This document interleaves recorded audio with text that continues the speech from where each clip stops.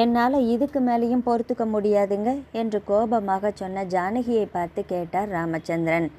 ஏன் ஜானகி, என்ன ஆச்சு? நீ பொறுத்துக்க முடியாத அளவுக்கு இப்போ என்ன நடந்து போச்சு? இன்னும் என்ன நடக்கணுங்கிறீங்க? இந்த வீட்டில் நான் ஒருத்தி கஷ்டப்பட்டுட்டு இருக்கிறேன். எனக்கு ஒத்தாசையாக யாராவது வரணும்னு தோணுதா? என்னால் இதுக்கு மேலே கஷ்டப்பட முடியாதுங்க.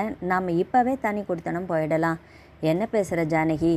கல்யாணம் ஆகி இப்போ தான் 1 மாதம் முடிஞ்சிருக்கு. அதுக்குள்ளே தனியாக போகிறேன்னு சொன்னால் என்ன நினைப்பாங்க? யார் என்ன வேணால் நினச்சிக்கிட்டோம். எனக்கு அதை பற்றி எல்லாம் கவலை இல்லை. ஏன் கஷ்டம் உங்களுக்கு புரியவே மாட்டேங்குது. என்னால் இந்த வீட்டில் இனிமேல் தனியாக வேலை செய்ய முடியாது. நம்ம போய்த்தான் ஆகணும். சரி விடு, கவலைப்படாத. இதுதான் உன் இறுதியான முடிவுன்னா நான் நாளைக்கே வீடு பார்க்க ஆரம்பிச்சிட்றேன் என்று ராமச்சந்திரன் சொன்ன பிறகுதான் நிம்மதி பெருமூச்சே வந்தது ஜானகிக்கு. இருக்காதா பின்ன?